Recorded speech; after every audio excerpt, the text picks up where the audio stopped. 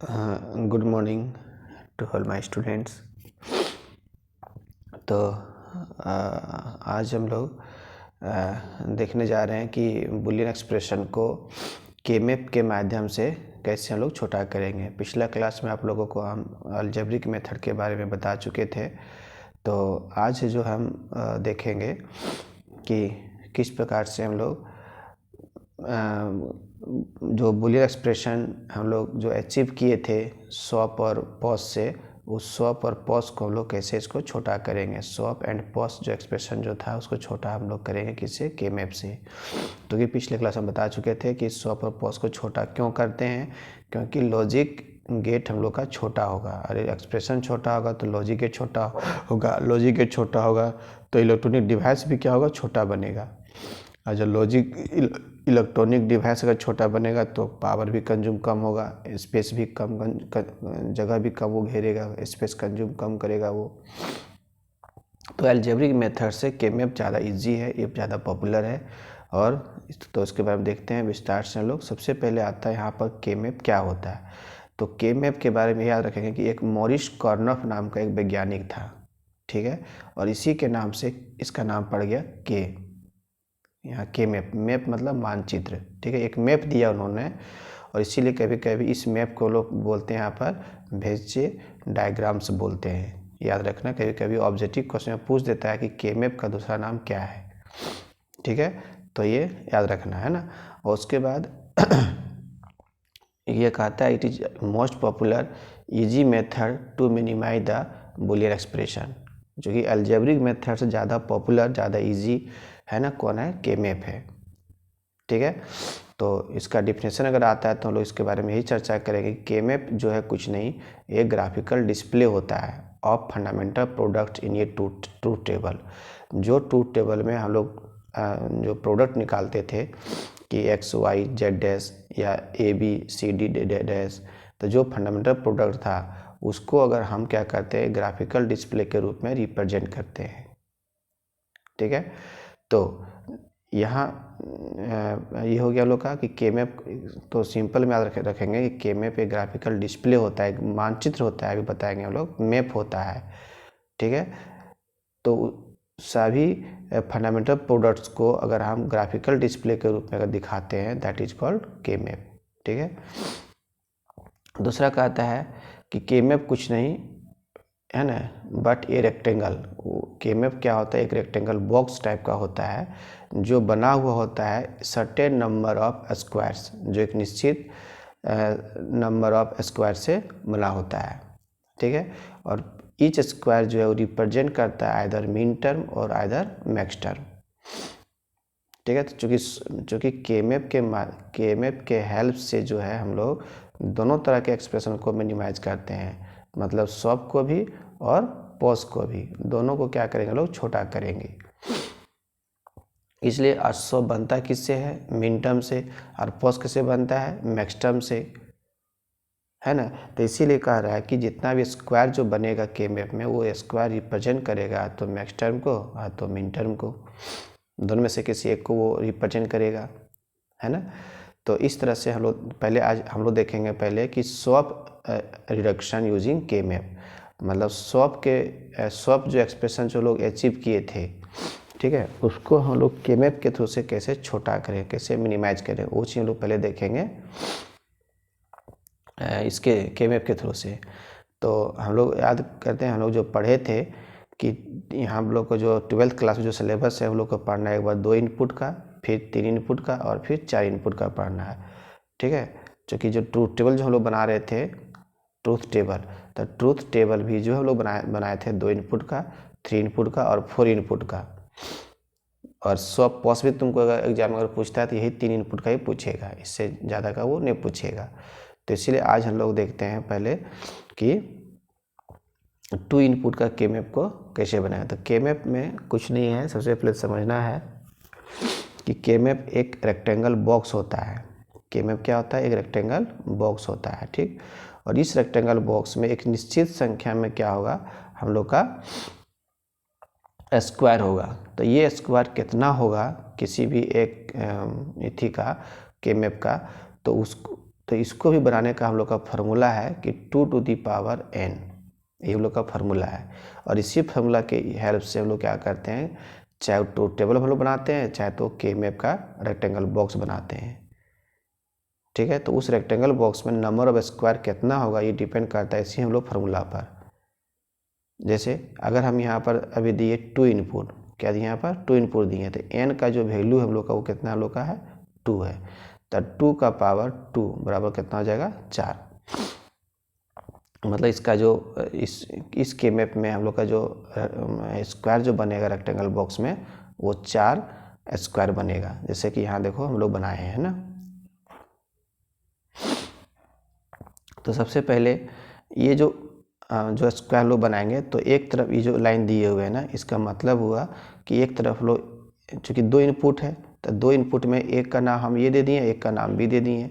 आप चाहे तो एक इनपुट का नाम x दे सकते हो, या तो एक इनपुट का नाम y दे सकते हो। मतलब लिटरल्स का नाम जो होगा, वेरिएबल का जो नाम होगा, हम कुछ भी दे सकते हैं। तो हम ये लेके चले हैं तो उससे कोई दिक्कत नहीं है। तो एक तरफ देखो यहाँ पर हम लोग a को रिप्रेजेंट कर रहे हैं और एक तरफ b को रिप्रेजेंट कर रहे हैं। ठीक है, और ये जो हम लोग का एक स्क्वायर हो गया। और इसमें से जो सबसे पहले आप लोग को यही याद रखना है कि 2 इनपुट के मैप में जो फर्स्ट जो स्क्वायर बनता है, ये फर्स्ट स्क्वायर वो 0 का है, ये 1, ये 2 और ये 3। ये 0 1 2 3 कहाँ से आया हम लोग का, तो ये 0 1 2 3 जब हम लोग 2 इनपुट का जब 2 टेबल ये के मैप को समझने के लिए पहले आपको इसका 2 टेबल समझना पड़ेगा। ठीक है, कि 2 टेबल से ही इसको हम लोग बनाएंगे। तो सबसे पहले जब 2 टेबल हम लोग पढ़ रहे थे तो हम बताए थे कि ये 2 इनपुट का है, तो 2 इनपुट का है तो 2 का पावर 2 बराबर 4 गो इसमें रो होगा। तो फर्स्ट जो रो है उसका नाम क्या है 0, ये 1, ये 2 और ये 3। यही जो रो नंबर है उसी रो नंबर को हम यहाँ पर रिप्रेजेंट करते हैं स्क्वायर में। फर्स्ट यहाँ आ गया, 1 यहाँ आ गया, 2 यहाँ आ गया, 3 यहाँ आ गया। ठीक है, अब है कि यहाँ पर सबसे पहले इसको जो हम लोग इनपुट जो हम लोग ए और बी में जो हम लोग यहाँ फिल किए थे, ये 0 1 0 1, ये तो आप लोग बता दिए थे कि इसको पहले फर्स्ट में 0 होता है, फिर 1, फिर 0, फिर 1, फिर 00 और फिर 11। ठीक है, तो ये एक तो तरीका ये है इसका निकालने का। दूसरा भी एक तरीका था निकालने का, चूँकि ये जो यहाँ पर क्या है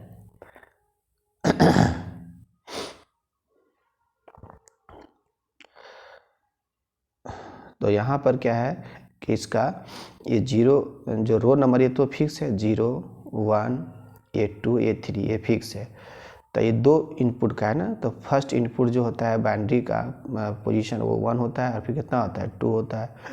तो हमको 0 लगाना है जोड़ करके, तो किसी को टच नहीं करेंगे, तो इसलिए यहाँ पर क्या लिख दिए 0 और 0। अब 1 है तो 1 कहाँ यहाँ पर है, तो यहाँ लिख देंगे 1, यहाँ लिख देंगे 0। तो 0 बनाया ना, वही 0 1 यहाँ पे देखो कॉम्बिनेशन है। अब 2 है तो 2 के सामने यहाँ 1 और 1 के सामने यहाँ पर 0, तो क्या हो गया 1 0 हो गया। और 3 तो तीनों को जोड़ देंगे, 2 प्लस 2 प्लस 1 कितना हो गया 3। तो दोनों को टच किए, इसलिए यहाँ क्या हो गया 1 और 1। ये जो आउटपुट लिखे ये भी अपने मन से, एग्जाम में भी आपका ये आउटपुट दिया हुआ रहेगा अपने मन से, इसमें कोई हम लोग कुछ नहीं करेंगे। ठीक है, ये आउटपुट आपका एज इट इज जो कहते हो वो अपने मन से दे देगा। ठीक है, अब समझना क्या है सो देखो। तो ये हम लोग समझ में आ गया कि फर्स्ट जो स्क्वायर इसका नाम 0 क्यों पड़ा, इसका 1 क्यों पड़ा, इसका 2 क्यों पड़ा, हाँ 3 क्यों पड़ा। हाँ, आप ये चीज़ यहाँ पूछ सकते हो कि सर यहाँ पर 0 के बाद 1 यहाँ आया, तो ये जो 1 यहाँ पर है वो 1 तो यहाँ भी आ सकता था, ऐसे 0 1 यहाँ 2 यहाँ पर 3। ठीक है, तो आप सोच सकते हैं, लेकिन ये वैज्ञानिक जो इसको बनाया है वो देखो किस तरह से बनाया। यहाँ पर 0 0 यहाँ 1, यहाँ 1 क्यों आया था, यहाँ 2 क्यों आया था। सो तो सिंपल सा बात है, देखो सबसे पहले हम लोग यहाँ पर जो फर्स्ट जो रो है, ये 0 का जो रो है, तो 0 का जो मिन टर्म यहाँ क्या लिखे हैं ए डैश और बी डैश। 0 का जो मिन टर्म है वो क्या लिखे ए डैश और बी डैश। याद करो जब 2 टेबल पढ़ रहे थे उस समय हम बोले थे मिन टर्म के बारे में लोग यहाँ पढ़ रहे थे कि यदि ये में अगर ये जो वेरिएबल है अगर उसमें इनपुट आता है 0, तो इसका हम लोग कॉम्प्लीमेंट को मल्टीप्लाई करते हैं अगला लिटरल के साथ। मान लो कि बी में अगर 1 है, बी में अगर 1 है तो बी का बी लिखेंगे। तो वही काम तो यहाँ भी हम लोग किए हैं। यहाँ क्या किए हैं कि ए में 0 था और बी में 0 था, तो ए में 0 था तो ये क्या हो गया, ए बी ए डैश हो गया, और बी में 0 तो क्या हो गया, बी डैश हो गया। तो ये जो फर्स्ट जो 0 है तो इसका जो प्लेस अगर देखते हैं, देखो बायाँ क्या है, यहाँ ए डैश है, ऊपर में बी डैश है। तो 0 का जो एड्रेस है वो सबसे पहले हम लोग देखेंगे लेफ्ट साइड, लेफ्ट देखेंगे तब देखेंगे हम लोग टॉप, लेफ्ट और टॉप ये ध्यान में रखना है। तो लेफ्ट में क्या ए डैश है और ऊपर में क्या है, बी डैश है। ठीक, तो ए डैश और बी डैश है 0 का। उसी प्रकार देखो यहाँ पर, यहाँ 1 है तो 1 का क्या निकालना है, ए डैश और बी, ए डैश और बी है। क्यों है, क्योंकि ए में यहाँ देखो 0 है तो ए का कॉम्प्लीमेंट हो गया, और बी में 1 है तो यहाँ बी हो गया।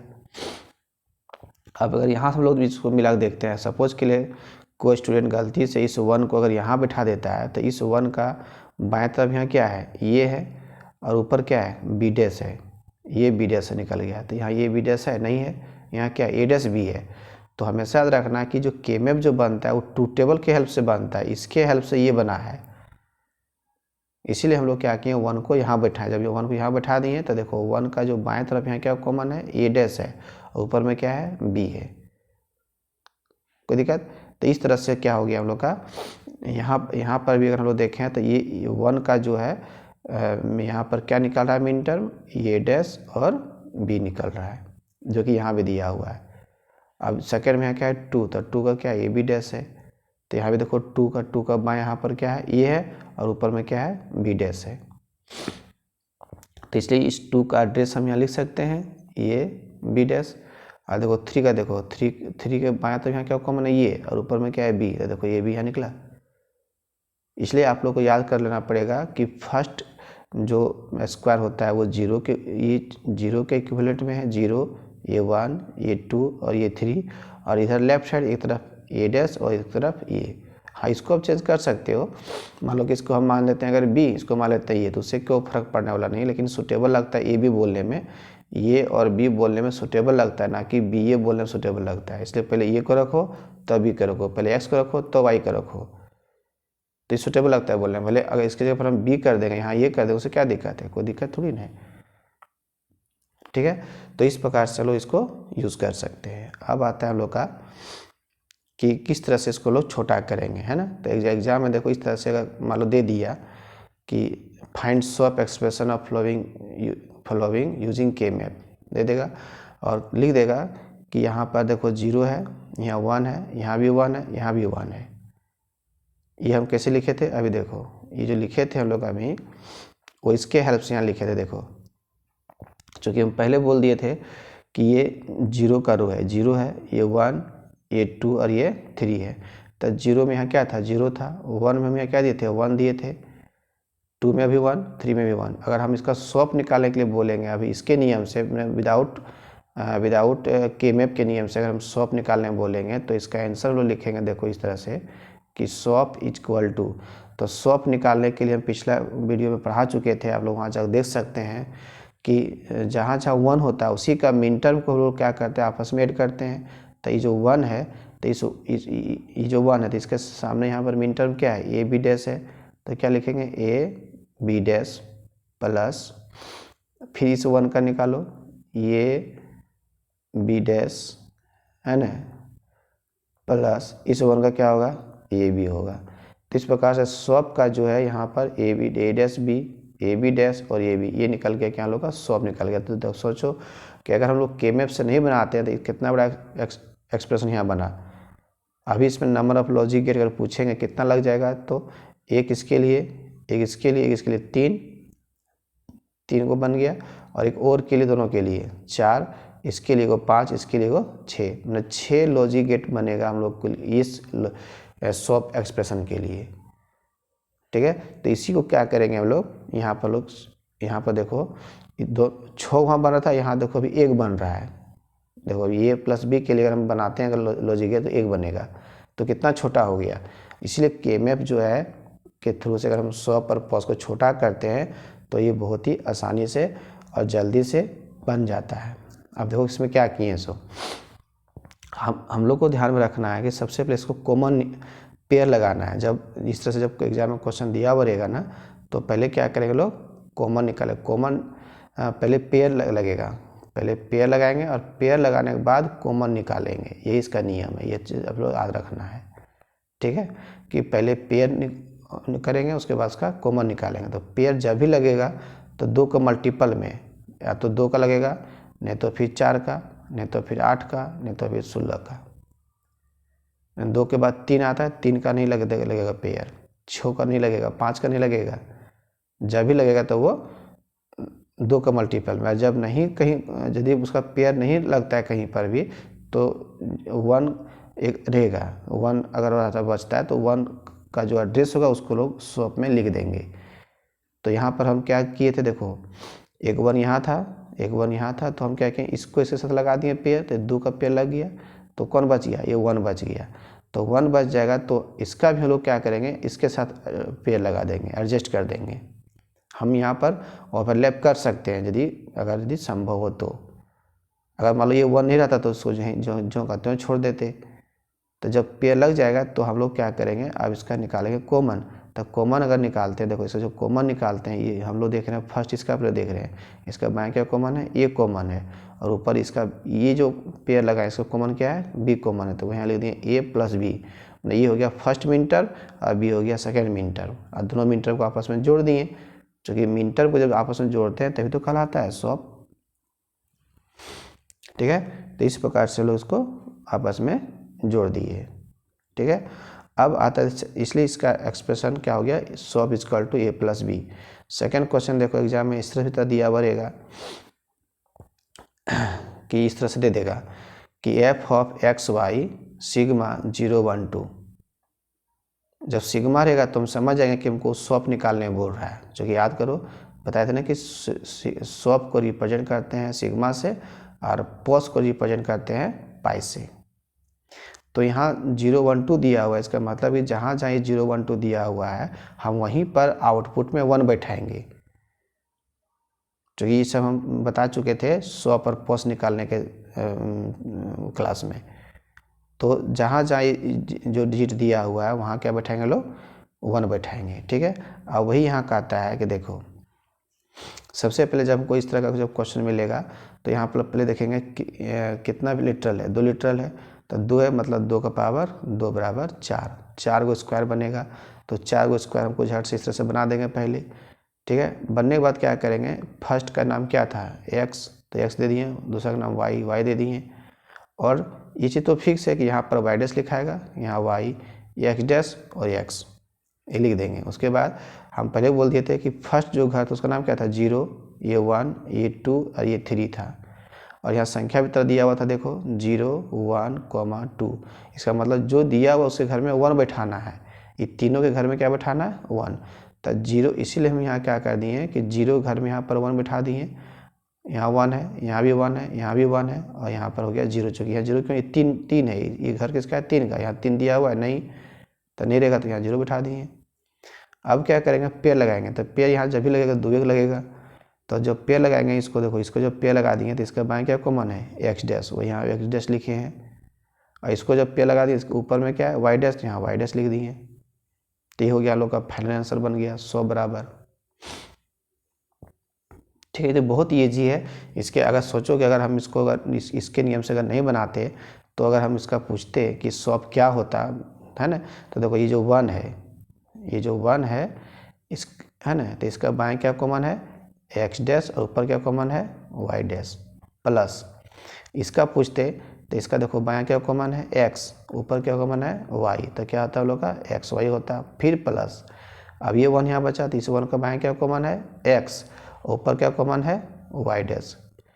सोचो अभी इतना बड़ा एक्सप्रेशन लोग का बन रहा है, यदि हम केमेप से हेल्प करने बनाते तो उन्हें अलजेब्रिक मेथड से अगर बनाते तो शॉर्ट करने का तरीका होगा, केवल शॉप लिखना था हम लोग को तो इतना बड़ा लिखा था।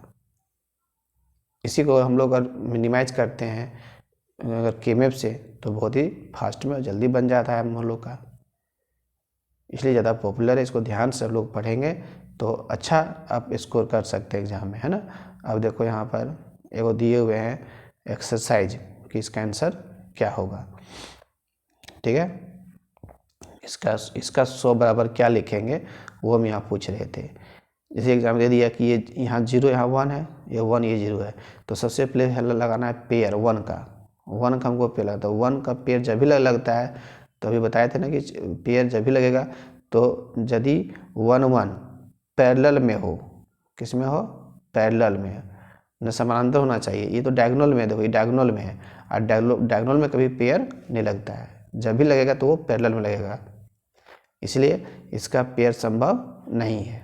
जब इसका पेयर संभव नहीं है तो इसका लास्ट उपाय यही है कि ये जो 1 है, ये जिस घर में है उसका एड्रेस लिख दो। तो इसका देखो लेफ्ट में यहाँ क्या है, कॉमन ए डैश है, तो यहाँ ए डैश लिख दो, और इसका ऊपर में क्या है, यहाँ पर है बी, तो यहाँ बी लिख दो। फिर प्लस इस 1 के बाएं तरफ क्या है ए, तो यहाँ ए लिखेंगे, और 1 के ऊपर में क्या है बी डैश, तो यहाँ पर बी डैश लिख देंगे। तो यही इसका हो जाएगा फाइनल आंसर। तो इससे छोटा करना इस केमेप का संभव नहीं है। कोई भी रूल से, या तो अलजेब्रिक का जो थ्योरम्स है उसके मेथड से भी हम इसको छोटा नहीं कर सकते हैं। ठीक है, तो इस 2 इनपुट का जो केमेप है इसको आप लोग ध्यान से एक बार देख लेंगे, क्योंकि अगर ये 2 इनपुट आपको समझ में आएगा तभी आपको जो अगला जो सेशन में बताएंगे 3 इनपुट का और 4 इनपुट का, और वही 3 इनपुट और 4 इनपुट एग्जाम में पूछता है, 2 इनपुट कभी नहीं पूछा है। लेकिन 2 इनपुट अगर आप नहीं समझेंगे पहले ध्यान से, तब तक आपको 3 इनपुट और 4 इनपुट, क्योंकि इसके बाद जो अभी जो पढ़ाए वो 2 इनपुट का पढ़ाए हैं, इसके बाद जो नेक्स्ट सेशन जो पढ़ाएंगे वो पढ़ाएंगे 3 इनपुट का और 4 इनपुट का। तो 2 इनपुट और 3 इनपुट, 2 इनपुट पर समझेंगे तभी दोनों को समझ में आएगा। ठीक है, इसलिए इसको आप लोग थोड़ा ध्यान से पढ़ेंगे, ताकि हम उसको उसमें हम पढ़ाएंगे आपका 3 इनपुट और 4 इनपुट को। तब तक इसका आप लोग बढ़िया से नोट्स तैयार कर लेंगे। Thank you.